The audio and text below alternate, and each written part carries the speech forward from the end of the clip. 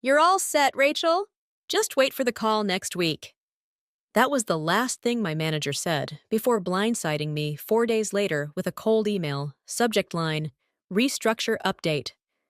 No salutation, no thank you, just a single sentence. Your position has been eliminated effective immediately. I stared at the screen, blinking, breath stalled. I'd just been erased. I'm Rachel Myers, 49 years old, divorced. And until last Thursday, I was the regional operations lead at Clarion Industries, a mid-sized logistics firm in North Carolina. I'd spent 15 years there. That's 780 weeks, if you're counting. And I had been counting, actually, because the last few months had been quietly unbearable. You know that feeling when you walk into a room and the conversation dies? Or when someone forgets to CC you on an email you used to own? That slow creeping sense that you're being edged out of something you helped build? That had become my normal. But let's rewind. I wasn't hired into leadership. I started in customer service. I answered phones, filed incident reports, ran operations night shifts that no one else wanted. And for a long time, I didn't mind. I was just happy to have a job that offered health insurance and stability after my ex-husband walked out on me and our 2 boys. Over time, I earned trust. Promoted twice in 3 years. Then I took over our struggling Raleigh region and turned it profitable in under a year. My team and I hit every benchmark after that. Revenue, retention, on-time performance. There were months we carried the entire Southeast, but I never played the politics game. I was too busy doing the work. And I think that's what made me invisible to the people who mattered. The change started subtly. First, our new VP of Operations, Cameron Hill, arrived from a tech startup on the West Coast. He was all buzzwords and bravado. You know the type. Smiles like a toothpaste ad, talks like he's pitching a TED Talk. At first, I tried to be optimistic. Maybe he'd bring in tools to help us modernize.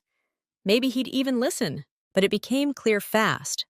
He wasn't interested in the people who had built the foundation. He was there to optimize, cut costs, consolidate, rebrand. He never learned anyone's name below director level, including mine. Then they brought in a third-party consultant, Madeline Vega. Slick, young, intimidatingly sharp. She'd sit in on our meetings taking notes but never asked questions. The room would grow quiet when she entered. People started watching their words. And then reports started disappearing. Numbers shifted without explanation. Budgets were suddenly under review. I knew something was coming, but I didn't expect it to be so cowardly. They didn't even let me say goodbye. It revoked my access before I could finish reading the termination email. One day, I was running 6 districts. The next, I was locked out of my calendar like I never existed. But what they didn't realize was, I had been documenting everything. Every decision. Every inconsistency. Every skipped protocol. For months. Not because I expected this, but because when things start to feel wrong, you start keeping receipts. And receipts? I had plenty, but I wasn't going to send some angry email or post a bitter goodbye on LinkedIn. No, I had a better plan, one they would never see coming, because I knew something they didn't. And soon, the entire company would know it too. The silence in the elevator that morning felt heavier than usual, like the building itself knew something was off. I'd passed the familiar hum of servers and the soft clatter of keyboards, but the energy had shifted. People looked at me differently, not with disrespect, more like uncertainty, like they were waiting for the moment I'd shatter. But I didn't. I smiled, greeted everyone like always, and walked straight to my desk. The same desk I'd had for 17 years, tucked into the far corner of the IT floor, surrounded by monitors, system maps, and the smell of overworked hardware. It was only 8:07 a.m., but I knew my time here was already over. Still, I had one job left to do. I didn't pack up immediately. Instead, I powered up my computer, slowly, carefully, just like I'd done every day since the company was still in a cramped office suite with flickering lights and secondhand chairs. Back then, we were building something. Now, they were tearing it down. I opened a terminal window. No alarms, no flashy screens. Just quiet commands, executed with precision. I wasn't doing anything illegal. I'd never crossed that line. But I wanted to be sure everything I had quietly documented over the years was safe, intact, and mirrored. For months, I'd watched my access permissions quietly shift. No emails, no announcements, just a subtle reconfiguration, removing me from admin panels I'd built myself. Jason Phillips, the consultant, had clearly been pulling strings behind the scenes, and Daniel, my boss, had been nodding along like a puppet with a quarterly bonus on the line. What they didn't realize was that while they'd been busy modernizing, I had been quietly archiving. Every audit trail, every unauthorized access request, every inflated vendor invoice masked beneath lines of code no one else even knew to check. At 9:32, I got an email. Subject line: transitioning it. Leadership. The kind of corporate language meant to sound clean, professional, harmless. But I saw right through it. The email didn't mention my name. Not once. After 17 years, I was being erased like a corrupted file. No farewell lunch, no announcement, no thank you, just deletion. I clicked it closed. It wasn't anger that filled me. It wasn't even sadness. It was something colder, clearer, purposeful.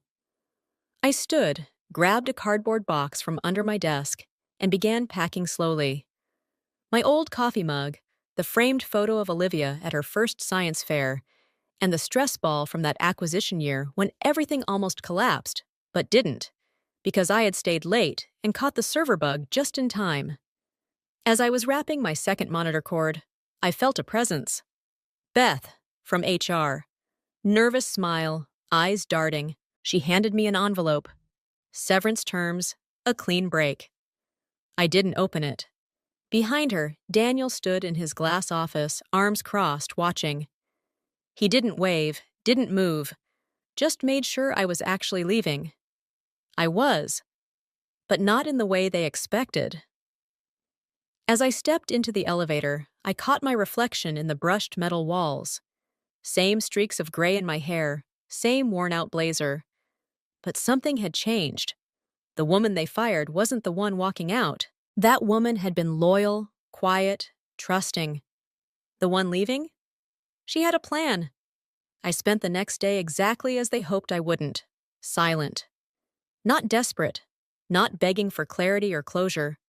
But watching, listening, and connecting dots they didn't even know were there.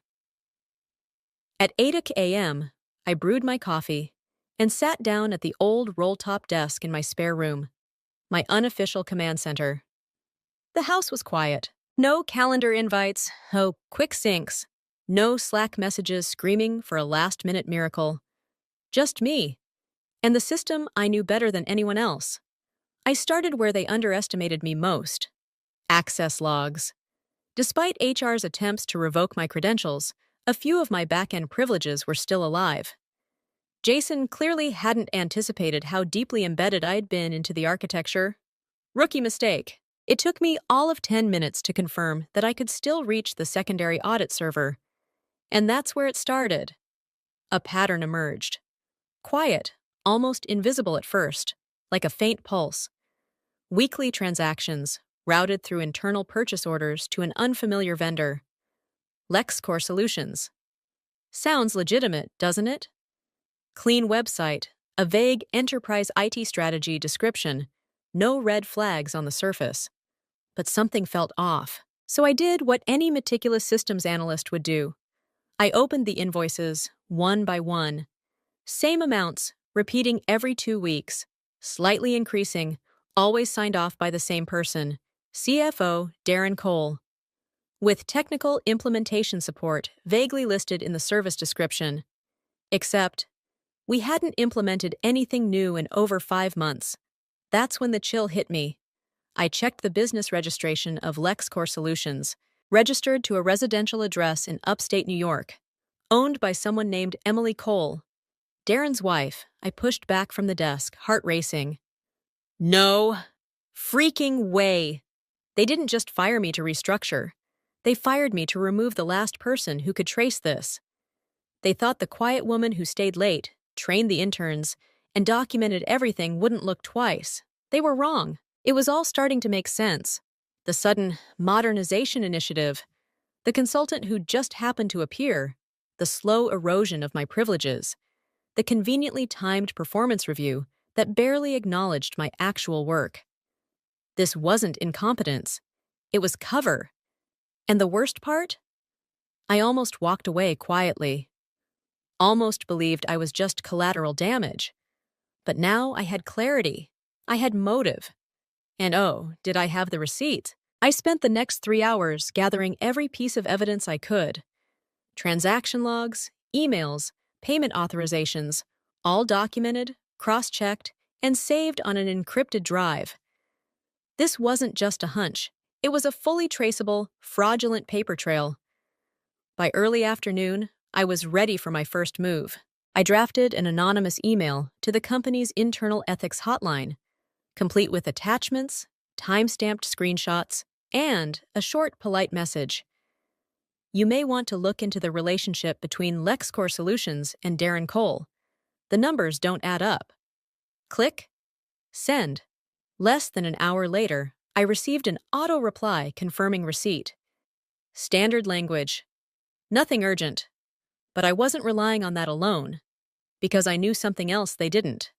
Board meeting was Friday, and one of the board members, Judith Kramer, was someone I'd helped personally years ago when her home laptop was compromised. She'd never forgotten it. Still sent me holiday cards. I found her direct email, double-checked the encryption, and sent her a copy of the report. No flourish, no drama, just the facts. Judith, I thought you should be aware before Friday's meeting. Let me know if I can answer any questions. And then, I waited. I made dinner that evening with a strange sense of calm. It was the first time in weeks I hadn't felt angry, or anxious, or small. I didn't need to yell. I didn't need to demand justice, because justice was already in motion. By the time I sat down with my tea and opened my laptop again, there were already signs that the storm was brewing. A few LinkedIn views from people in legal. An unscheduled calendar hold popped onto my old work address, flagged as urgent budget review. Oh, I knew what was coming. And the best part? I wasn't done. By Thursday morning, the silence had turned suspicious. I expected whispers, pushback, maybe even legal threats. But there was nothing. Not a word from Meridian's board. No reply from Judith. Not even a bounce back from the ethics line. It was too quiet. At first, I wondered if they were ignoring it, burying it like 1,000 other internal complaints. But then I noticed something strange. The LexCorp Solutions website I'd screenshotted 2 days earlier was suddenly under maintenance. I blinked at the screen. Too late. I already had the PDFs, the cash records, the WAUI's registration. They could scrub all they wanted. Then at 10:12 a.m., it happened. I got a call from a blocked number. I let it go to voicemail. The message was tight, clipped, and unmistakably Judith's voice. Rachel, I've reviewed the materials. Can you speak confidentially today? The board is requesting clarity before tomorrow's vote. My stomach flipped. That wasn't a brush-off. That was the sound of doors unlocking. I called her back, and within minutes, was looped into a secure Zoom line. Her camera was off. Mine was too. Thank you for taking this seriously, I said softly. Judith cleared her throat. I should be the one saying that. Rachel, what you sent us... She paused. I'm stunned. I let that word settle. Stunned? That meant something. That meant she'd seen through the numbers and jargon and straight into the heart of it. The betrayal. The CFO routed company funds through a shell company tied to his wife, I said. It wasn't a clerical oversight. It was designed to blend in. Judith exhaled slowly. And Jason Phillips?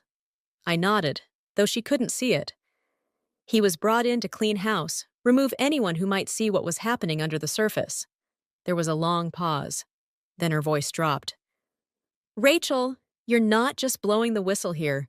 You've built the blueprint of a takedown. I didn't answer. I didn't need to. She already knew. After we hung up, I sat in my chair staring at the quiet room around me. My tea had gone cold, and the sun had shifted across the hardwood floors. It was an ordinary afternoon, but something had changed. And then, at 2:08 p.m., my inbox lit up. It was a message forwarded to me anonymously. No name, no intro, just a screen capture of a company-wide calendar event. Emergency board session, Friday, 7:30 a.m. In-person mandatory, and underneath that, the list of attendees. Jason, Darren, Vanessa, 3 names glowing like red lights in the dark. My pulse picked up. I couldn't help it. They know. All evening, my phone buzzed with calls I didn't answer, old coworkers texting cryptically. Something's happening. HR is locked down. Vanessa looked like she saw a ghost. And then one from a junior accountant I barely knew. Rachel, were you the one who sent it? I didn't reply. Let them wonder. Let them question every detail of the past 6 months, every invoice, every reassignment, every offhand comment Jason made in the break room. Because when the curtain lifts and the lights hit the stage, it won't be my name under fire. It'll be theirs. And the best part? I'll be watching it all from the front row. Tomorrow was Friday. The board would meet at 7:30 a.m. And when the first slide of that deck went up, the one showing the vendor trail, the inflated payments, the internal approvals, I had a feeling jaws were going to hit the floor. Too much? Maybe. But after 17 years of silence, they were finally going to hear me. By 7:25 a.m., every seat in Meridian's executive boardroom was filled. Some with coffee cups clenched tightly, others with pale knuckles pressed against polished oak. Most of them didn't know why they'd been summoned so early on a Friday morning. But the few who did, they were sweating. Jason sat at the end of the table, tapping his Mont Blanc pen against a legal pad, pretending to look unbothered. Vanessa fidgeted with her phone. And Darren, the CFO, sat stone still, eyes locked on the frosted glass windows, as if waiting for a rescue that wasn't coming. The interim CEO, Judith, stood at the head of the table, expression unreadable.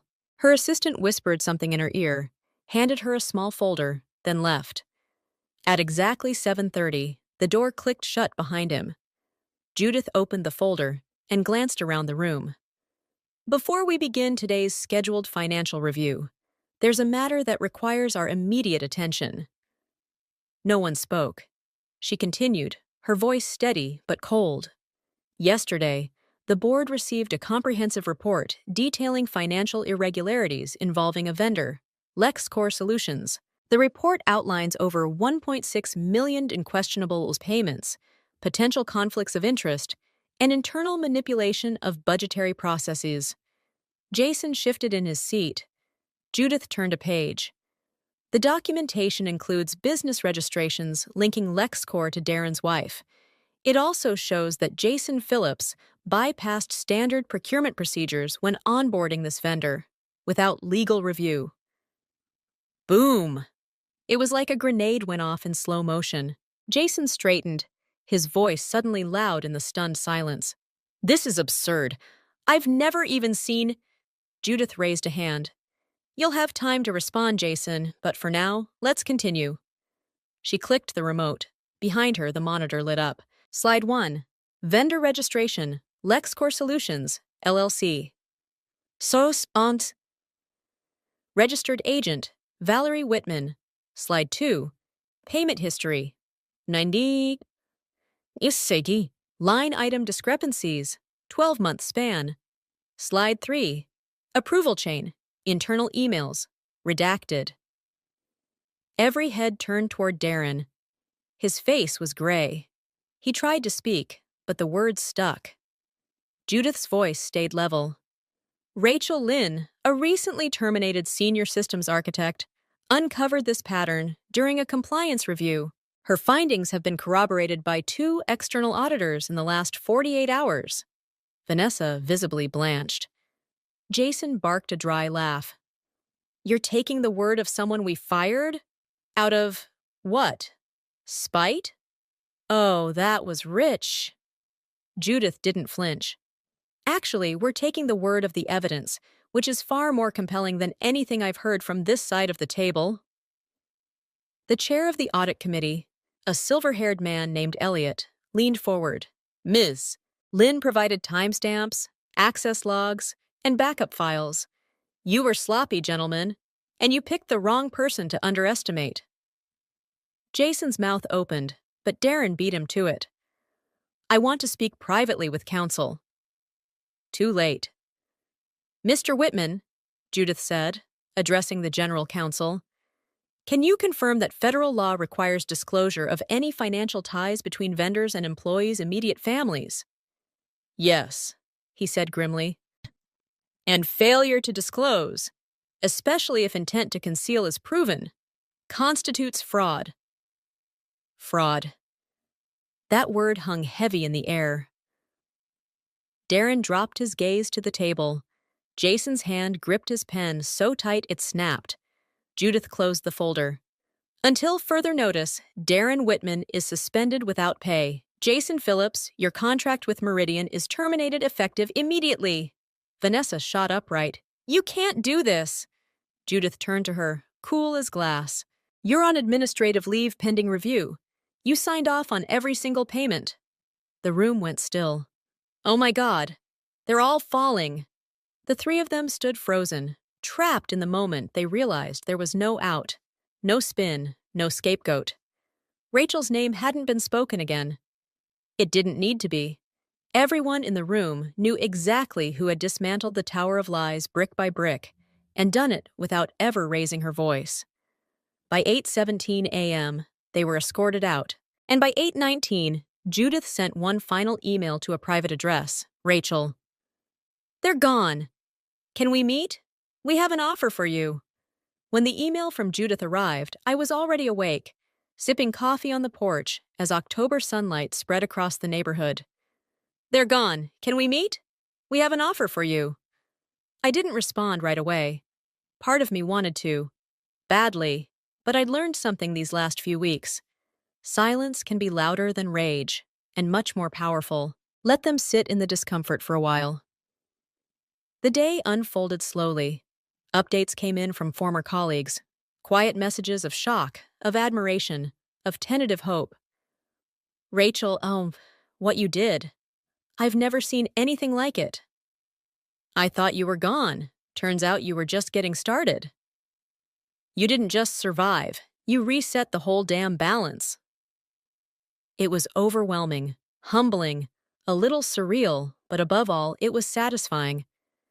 Still, I hadn't answered Judith's email, not until that evening. I met her in a private conference room on the 12th floor, the same floor they'd once escorted me off of without a second thought. She stood when I walked in. Thank you for coming, she said, her tone sincere. I don't think I need to say how much has changed. No, I replied. You really don't. We sat. She wasted no time. The board voted unanimously to create a new role, Executive Director of Information Integrity. It would report directly to the board. You'd have oversight over compliance, security, systems architecture, everything they tried to keep you away from. I let the words settle. The offer was generous, far more than I expected. And what makes you think I'd say yes? I asked calmly. Judith didn't flinch. Because you didn't do all this for revenge. You did it to fix something broken. She was right.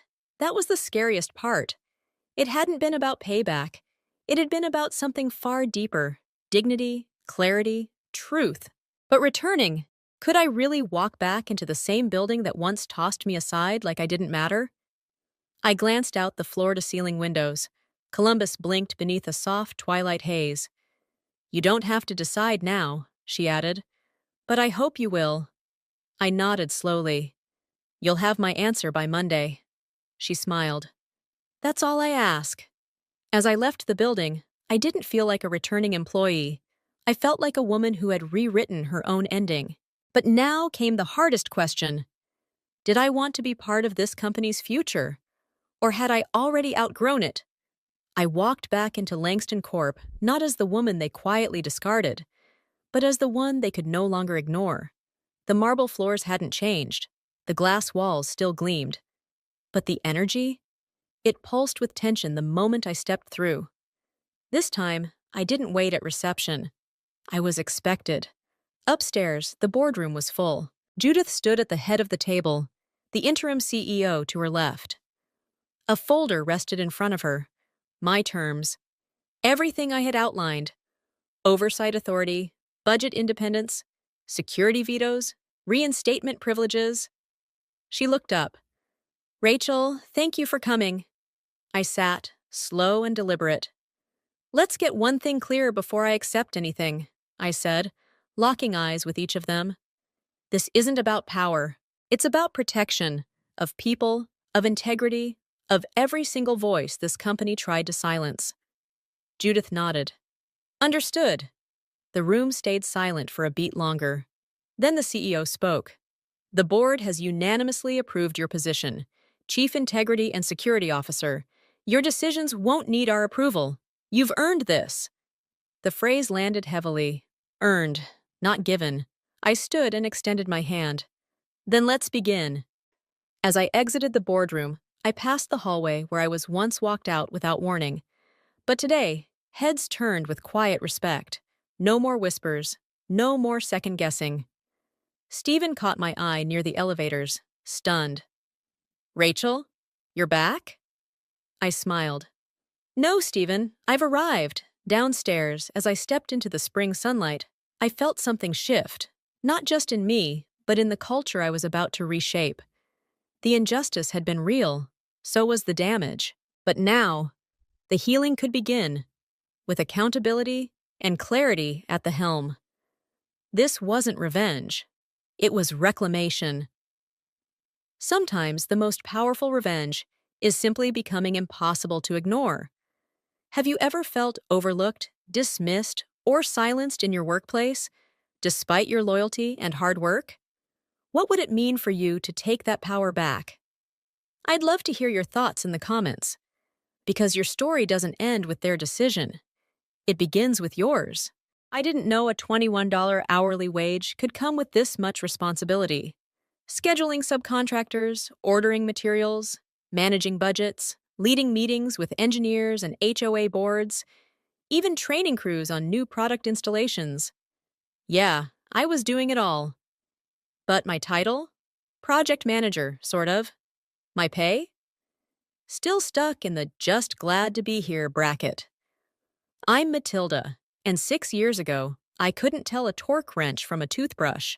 I had no construction background, no formal education in the field, just a stubborn work ethic and a belief that hard work eventually pays off. I started out hauling materials and sweeping up debris on job sites, not because it was glamorous, but because I needed a job and I wanted to learn. Every night after work, I studied YouTube tutorials, trade manuals, blueprint reading. I devoured it all. I stayed late, came in early, asked the annoying questions nobody else bothered with, and slowly, people started to notice. 2 years in, they made me a foreman. I was proud. I thought I was on my way. That's around the time I started dating the owner's son. And yes, I know how that sounds. But this wasn't some climbing the ladder thing. We met outside of work. It was real. In fact, it was him who first told me, "You deserve more." Funny how that phrase stuck with me. My big break came when I was brought in to help manage a small renovation project for a 12-building, 120-unit condo complex. It wasn't supposed to be a big deal, just patching things up, but I treated it like it was a $1 million job. I kept everything tight: budget, timeline, safety, communication. And the HOA board? They loved me. They'd had 5 contractors in the past few years, and they told me, more than once, "You're the reason we trust your company again." That project turned into a $2.7 million contract. I became the face of our team, the person the board called directly whenever anything came up. And I wore every hat they handed me. superintendent, billing coordinator, field manager, tech trainer, all while getting paid like a glorified intern. At first, I brushed it off. I told myself, it's experience. I'm learning. They'll come through. They said a raise was coming, that my growth would be recognized, that I was part of the family now. Family. That word started to feel like a leash. Because while I was busting my ass holding the company's biggest project together, I started to realize something. Everyone relied on me. Everyone praised me. But when it came time to talk about compensation, real compensation, not just compliments, the room suddenly got quiet. I thought maybe it was just timing. Maybe I needed to prove myself a little longer. Maybe next month. Maybe after this phase wraps up. Maybe after this meeting. But maybe kept stretching into silence. And silence, I've learned, is just another way of saying, be grateful for scraps. So I waited. I worked. I gave everything. And deep down, I think I always knew how this would end. But not even I could have predicted how fast things would spiral the moment I decided to walk away. After that first condo project, things moved fast. The board was thrilled with the results, and thanks to their glowing recommendations, the company landed a massive follow-up job in the same complex. Suddenly, I wasn't just a field lead. I was the unofficial face of the operation. The board called me directly. Engineers deferred to me. Subs waited for my go-ahead before touching a single nail. And yet, my paycheck didn't budge. Every month, I handled the site schedule, coordinated with vendors, processed invoices, updated progress reports, and led walkthroughs with the HOA board. I submitted detailed forecasts, trained our subcontractors when we brought in new product lines, and even drafted bid responses for upcoming jobs. I wasn't just wearing multiple hats. I was wearing the whole damn closet. I was working 12-hour days, sometimes more, driving my own truck to job sites, covering gas, covering lunches for the team when morale dipped, solving problems that weren't mine to solve, and all for $21 an hour. I kept telling myself, be patient, it'll come. A raise, a bonus, some kind of thank you. I wasn't asking for the moon, just a livable wage. I'd even been promised a raise a year ago. They said it would be tied to my performance. Well, performance-wise, I'd blown every expectation out of the water. And still, nothing. Then came the company-wide meeting. I'll never forget it. We were all gathered in the break room. My project was highlighted as the company's biggest win of the year. The owner, my boyfriend's father, stood at the front, beaming with pride. This is what happens when you manage efficiently. Under budget, ahead of schedule. This is the kind of work we need more of, he said, waving a report in his hand with my numbers on it. People clapped. Some even looked my way and nodded. And then, minutes later, he passed out envelopes with our Christmas bonuses. Mine wasn't in the stack. I thought maybe it had been misplaced. Maybe I'd get it privately. So I waited. Nothing. Finally, I asked, straight up. His response? You've already been compensated in experience. You should be grateful to have this kind of responsibility so early in your career. My hands were literally shaking. Grateful? For being squeezed dry and patted on the head like a loyal pet? I didn't say much in that moment, just nodded, walked out of his office, and sat in my truck for almost an hour, staring at the dash. I wasn't just underpaid, I was being used. And the worst part? It wasn't by some cold corporate monster. It was by someone I was supposed to call family. Someone who sat across from me at dinner, who toasted my birthday last month, who asked when I planned to make it official with his son. Now I couldn't stop asking myself, was the relationship real or just another form of leverage? The lines had blurred. And the respect? That was long gone. Something inside me had shifted. I was done waiting. After that meeting, something inside me, quietly but permanently, unplugged. I still ran the job. I still wore the hard hat, gave the pep talks, reviewed the specs, dealt with inspectors, and played therapist to angry homeowners. On the surface, I was fine, productive, professional, focused. But underneath, I was running on fumes and fury. Every day, I walked into that site knowing I was the backbone of a multi-million-dollar project, and I was being paid less than a junior assistant PM at any half-decent firm. My truck was still my office. My phone bill still carried the weight of company calls. And worst of all, my silence was being mistaken for consent. The $2.7 million project was on track to wrap soon. The board was thrilled. They told me, almost embarrassingly often, that I was the reason they stuck with our company. That before me, they'd cycled through 5 contractors in 3 years. That they finally felt safe and heard. I smiled and thanked them, but their praise felt like salt in an open wound, because I knew what was waiting back at the office. More demands, more expectations, and zero acknowledgement. Then came the next blow. The HOA had extended a bid invitation for an additional $3 million in renovations. Same complex, just the next phase of the development. And guess who they requested, by name, to manage it? Me. The bid package had my name all over it. Notes I'd written, scopes I'd defined, timelines I'd drafted. But when the conversation came up internally about the new job, my name was never mentioned. At least, not in the way I'd hoped.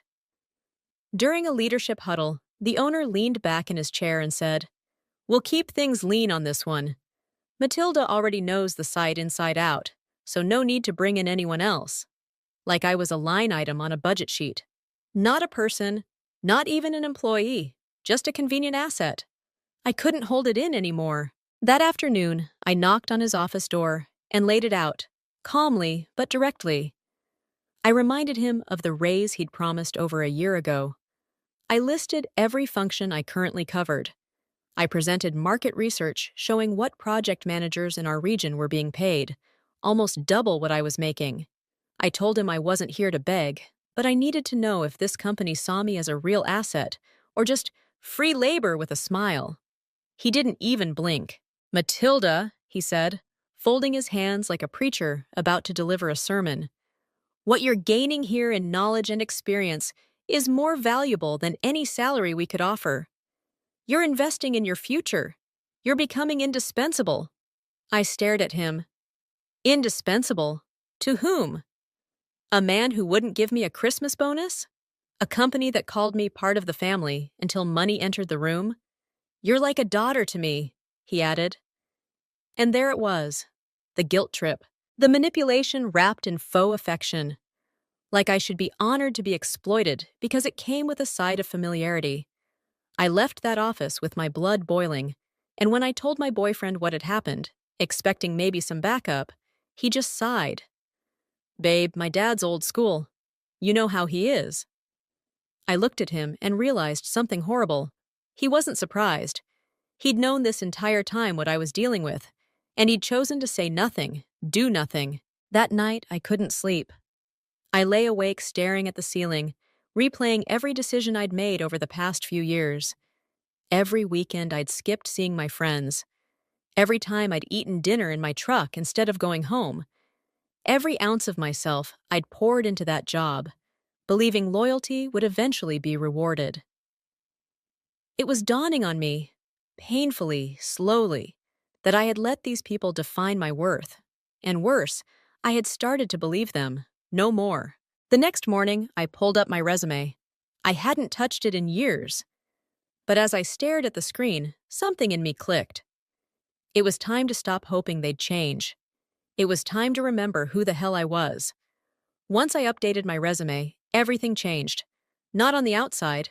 I still showed up to the site, led the meetings, smiled for the HOA board. But inside, I was different. I wasn't hoping anymore. I wasn't waiting. I was watching, calculating. And most importantly, I was ready. It didn't take long. Within a week of putting my profile up, I got a call from a recruiter. Then 2, then 5. Apparently, when you've got 6 years of field experience, have run multi-million-dollar jobs solo, and come with glowing reviews from clients, people notice. One company, in particular, stood out. They weren't just offering me a job, they were offering me respect in the form of an $80,000 salary, full benefits, paid time off, quarterly bonuses, a company truck, laptop, mobile Wi Fi, and a remote work option for out of state projects. I read the offer twice, then a third time, and then I cried. Not because I was overwhelmed, though I was, but because for the first time in 6 years, I felt seen. Truly, undeniably seen. You were never the problem, Matilda, the hiring manager told me on our second call. You were just in the wrong place. That hit hard. Because deep down, I'd spent so long believing I was too emotional, too ambitious, too young, too demanding. But I wasn't too anything. I was just done being undervalued. Still, I didn't quit right away. I had one more thing to do. Friday morning, I printed the offer and placed it in a sealed envelope. Walked into the office like it was any other day. My soon-to-be ex-boss was in his usual seat, joking with his partner about profit margins and lean teams. I waited until the room quieted, then slid the envelope across his desk. "What's this?" he asked, almost annoyed. "Read it," I said, steady. He opened it, and I watched the color drain from his face. Silence. And then, finally, "This is a lot of money." I nodded. "It is. And it's what I've earned." He scrambled. Told me we could talk numbers next week. That he'd always seen potential in me. That maybe we could restructure something. Just give him time. But he was already too late. You see, respect doesn't come on layaway. I gave him my formal resignation letter right after. No theatrics, no anger, just the facts. I was done. My last day would be in 2 weeks. That same afternoon, I called the president of the HOA board, the man whose trust I'd built over years of tireless work. When I told him I wouldn't be managing the next phase of construction, there was a long pause. "You're the reason we stuck with this company," he said. "I need to speak with your bosses. Today." And just like that, the ground began to shift. They didn't see it coming. They thought I'd stay forever, that I'd keep saying yes, keep sacrificing, keep pretending family was a valid reason to be treated like I didn't matter. But the truth is, when someone shows you they don't value you, believe them the first time. I just wish I'd believed them sooner. By Monday morning, the office was in full-blown panic mode. Apparently, the HOA president hadn't just spoken to the owners. He'd marched into their office, laid out a list of concerns, and made it crystal clear. If I wasn't overseeing the next phase of construction, the $3 million contract would be put under review. And that's corporate speak for, "we're ready to walk." Suddenly, the same man who told me I was like a daughter couldn't look me in the eye without twitching. His partner, who'd always kept a neutral stance, pulled me aside in the hallway and said quietly, "We didn't realize how much weight you carried with that board. That's on us." No kidding. By Tuesday, I was being asked to reconsider. They didn't offer an apology, not directly, but they floated vague ideas about compensation packages, future leadership roles, long-term vision. I could see them grasping at straws, trying to patch a boat that had already sunk. Honestly, I didn't expect the fallout to be this fast, or this visible. For years I'd been made to feel small, replaceable, like I should be lucky to have a seat at the table. But the moment I stepped away, that whole table shook. Wow! So this is what leverage feels like. I played it cool. "I appreciate the conversation," I told them, "but I've already accepted another offer." Their faces tightened. I could see it registering. This wasn't just a bluff. I wasn't negotiating. I was gone.